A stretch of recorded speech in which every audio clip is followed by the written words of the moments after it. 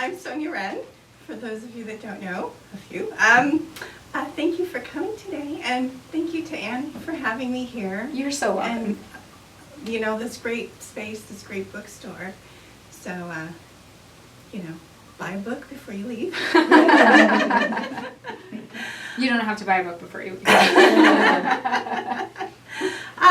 So this is my first book reading.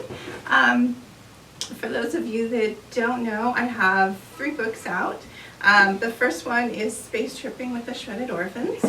And it's an intergalactic road trip with the seismic rock band, the Shredded Orphans, and all their adventures. The second book is a continuation, Shredded Orphans and the Space Pirates, Trip 2. And then I also have a book of poetry, Requite Me, Poems of Love, Jealousy, and Angst. And this is a collection of poems from my school years until more recent times. And it's just something that I did for a friend. So some of the poems might be, I wanted to put together a collection of my poems, and at this age in my life, some of them are a little embarrassing, but at the time, when I wrote them in junior high school, college age, whatever, they had meaning for me. So I wanted to put them down in a collection. So that's what this is. And I will read a little bit from each. So I will go ahead and start with book 1. And I may be a little bit embarrassed because my characters are kind of a little bit out there sometimes, because I don't know. So, Space Tripping with the Shredded Orphans. Chapter 1, We Are Not Lost. Justice leaned forward to inspect the fuel indicator again. It was reading practically empty. He checked the life form reading for the planet ahead. The reading showed a single densely populated area. The rest of the planet showed only sporadic areas with signs of life, certainly nothing big enough to be a city. He couldn't understand what had happened to the navigation charts. He was also having trouble establishing communications with the planet's resource obscurantism department. Normally, the rod closely monitored all incoming and outgoing vessels from the planet. His mind was racing to figure out why everything was going wrong. He knew the ship almost better than himself. The Verity Aquinas was his baby, the best he had ever piloted. He was sure that he would make the landing no problem. But everyone else on board seemed to be doubting his abilities. What did they know about navigation? I think we should land in a few minutes, he said, trying to appease the grumbling bodies behind him. Oh yeah, dude, came Mac's retort. Well, I think we're to Kahana and gone from Gobi Mal 5, and we're almost out of fuel. Cut it out, Mac, Lick said. Justice gritted his teeth, but didn't reply. They were almost out of fuel, because of another one of Ophelia's projects. He shuddered involuntarily. This is serious, Licks, Mac continued. Justice somehow managed to delete the navigation charts for this sector, so even if this is the right planet, we don't have a clue where to land. We had to stop at Roomy 13. Tell JP you want out if you don't like what we're trying to do, Justice grumbled. But you'll have to learn to keep your mouth shut. Justice did everything for the band. Mostly he blended into the background, but he didn't like being second-guessed on his navigation skills. He had no clue what had happened to the navigation charts, but if they didn't trust him by now, he didn't like to think about those consequences. He also didn't like to think about their recent run to Roomy 13. There had been a lot of blood this time. He pushed that from his thoughts. So where are we? Mac asked. Justice was running on sweat and grit. I'll figure that out what went wrong once we land. This is Gobi Mal 5, the 5th planet out from the Gobi star. I can see it as clear as the nose on your face. Besides, I've already located the city. There are like 1,000 life forms dead ahead. We'll be there before you know it. Okay, Justice licks his voice broke in calmly. Justice, just get us there. I don't want to be late for this gig. We all know what we're trying to do, and I think as I speak for everyone when I say we are all in this together. Justice turned and took in Lix's cool demeanor. He sat in the navigation bay chair beside Justice, His feet were propped on an empty chair next to him. His foot-tall pink mohawk was nearly touching the wall behind him as he reclined. Justice felt relieved that at least Licks had faith in him. If it came down to it, Licks was the one that mattered the most. Licks was their leader. But they were all in this together, although after the last few days, he was beginning to think he was in it more than some of the rest. The planet loomed before them, and the grumbling subsided. Anticipation of an upcoming concert always brought out a high degree of agitation amongst the band members. It was pre-show jitters, and it usually wasn't pretty. Ophelia entered the navigation bay, and Justice could sense her presence even before she pushed Licks's feet off the chair to stand beside Justice and peer out the viewport. He felt the room get a few degrees warmer. "Hold on to your compression shorts," Justice announced. "We're gonna land this puppy."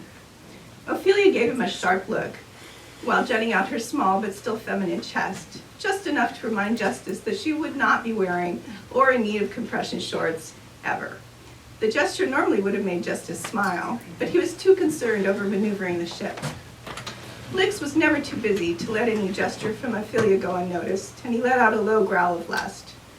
Licks eyed Ophelia from the top of her wavy copper hair down to her t-shirt-clad chest. She stared past him and nonchalantly ground the heel of her boot into his foot. Licks yowled. That made Justice smile. The ship bumped as it entered the planet's atmosphere. The Verity Aquinas lurched forward as it bumped across the sand and rocks, sending everyone jolting forward when the ship jerked violently to a stop. Justice slammed into the back of his seat. Max smacked his head on the doorway, and a muffled yelp and groan came from the back of the ship, and Ophelia landed squarely on Licks's lap with an oomph. Justice eyed Licks, whispering something in Ophelia's ear, then he grinned again when she slugged Licks in the arm. "You space worm," she said as she pushed herself roughly off his lap. "I told you we'd be here in plenty of time," Justice announced, sounding completely confident, even if he wasn't entirely sure. The scenery out the viewport didn't look promising. "Dude, where is here?" Mac asked. "I don't see anything around here but desert, rocks, and a few cactus. We are totally lost, man." Licks became serious and said, "Open the hatch, Justice." Justice flipped the switch on the control panel. The hatch opened on the side of the ship. A wave of heat blasted them and Licks stepped out into it. Justice had a bad feeling. He watched Licks walk the perimeter of the ship. Then he returned to the hatch and he looked grim. "Where are all the people, Justice?" Licks asked, gesturing a wide arc at the horizon with his arm. "Where are all the buildings? You know, the city, Gobi Mall 5, where we're supposed to be playing tonight." "I don't understand it," Justice said, bewildered. "There should be a very dense population here. The ship's readout said so." The heat from the planet should have warmed him, but he had a whole cold dread in the pit of his stomach. He was already feeling depressed from their last little detour, and now everything seemed to be going wrong. Justice could feel the finger of blame poking him in the gut. Cheeto emerged from the ship and cast a quick glance around at the surroundings. He held up a green hand to shade his pale gray eyes as he scanned the horizon. Cheeto's long mauve robes flowed around his body as he stood intently searching. His gaze stopped at a point 200 yards off to his right. "There's your dense population," Cheeto said, pointing to the spot. Everyone turned and squinted. "I don't see anything," Licks said. "Wait, I saw something," Ophelia exclaimed, pointing excitedly to a spot 10 yards in front of her. "Just over there." Justice saw us too. There was a movement across the desert floor. He watched as Matt crept up to a near boulder and lay flat on the ground. His right hand hovered close to the ground near the base of the boulder. He lay perfectly still for several minutes. Then his hand shot out and snatched something from the ground. He walked back, carrying something small and fuzzy. He presented the fuzzy ball to Justice. "Hello, Mayor," he said to the fuzzball. "We've come to sing you a few songs." Then he broke into a chorus of their latest hit, which I'm not going to sing. Very funny. Justice grabbed the ball of fuzz and inspected it. "It's a chomestru," Ophelia cried. Justice felt a sharp pain on his thumb. "Ouch!" he screamed, throwing up his arm and flinging the small creature. "It bit me." Ophelia lunged forward and caught the chomester before it hit the ground, cushioning some of the fall. She cradled it in her arms and began to pet the ball of fuzz, talking to it in a soothing voice. "Hey, you almost hurt it," Ophelia cooed. "I think I'll keep him." "Let me see him," Cheeto said, following her inside. Justice wondered where she would keep it. She probably used one of the cages they used to trap space rats. He didn't think the chomester was a big improvement. He inspected the bite on his thumb. He hoped he wouldn't get an infection or some disease. Ophelia wouldn't think her pet was so cute if his thumb fell off. "It's great that you managed to find a large population of chomesters, but now do you think you can manage to find the city?" Lix asked Justice. "I'm sorry, guys, I just don't understand it. The city should be here," Justice said.